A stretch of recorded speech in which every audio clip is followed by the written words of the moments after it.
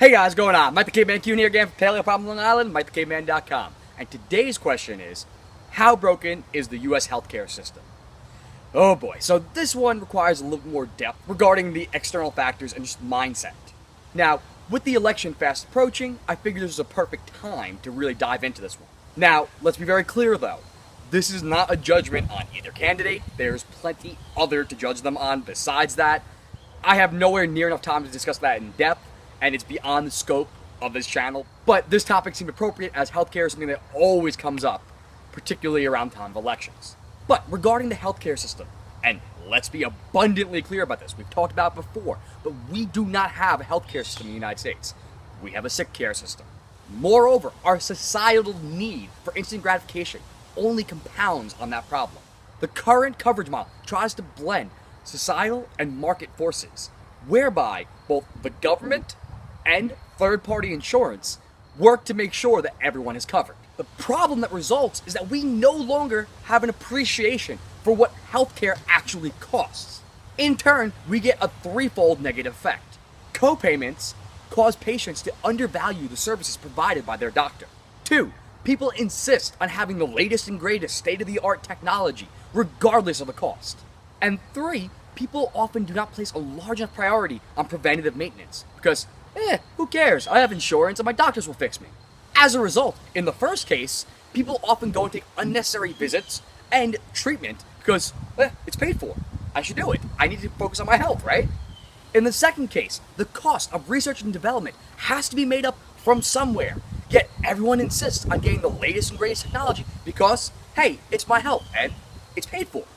And in the third case, like we said, people do not take the necessary steps to actually prevent disease.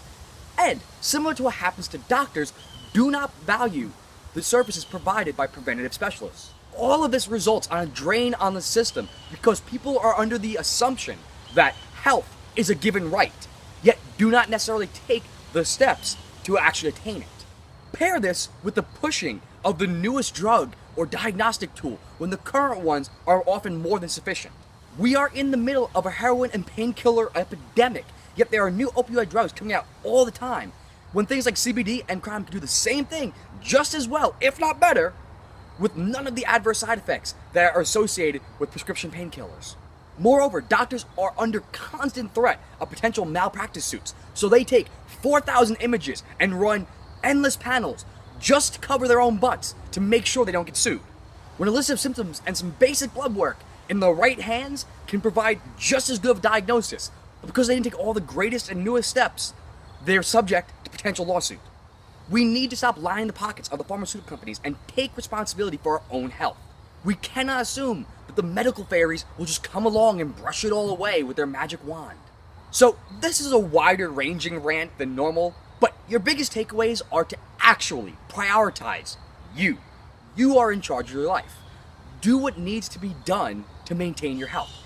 Eat real foods, take care of the lifestyle factors, manage your stress, get your sleep in, get in the sun when it's possible, get your movement in. The more you do to maintain your health, the preventative maintenance, the less you're gonna actually have to see that doctor. And please, only see that doctor when you absolutely have to. Emergencies and catastrophic, major injuries. You don't have to go there for every little sniffle. You be alright, you tough, right? But when you do, understand that their time is valuable.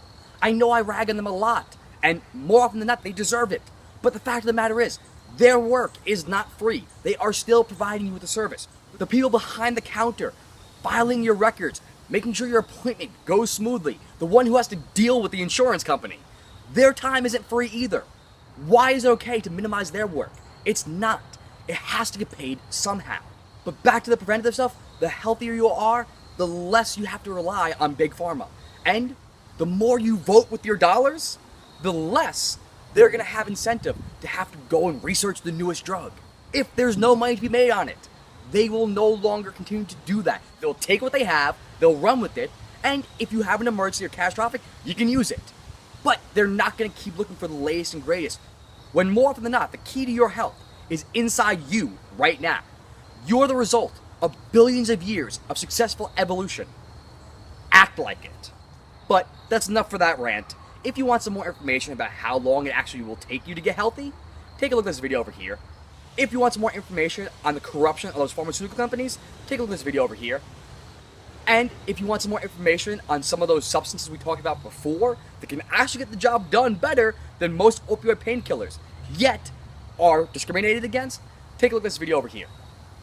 But either way, hopefully that helped you out. You know what to do. Like and subscribe down below. Share it with your friends. Head over to Instagram and Twitter and follow me at Mike the Caveman. Over on Facebook at Paleo Problem Long Island. And of course, over at MikeTheCaveman.com. That being said, have a wonderful rest of your day. Take care of you. Prioritize you. I'll see you tomorrow.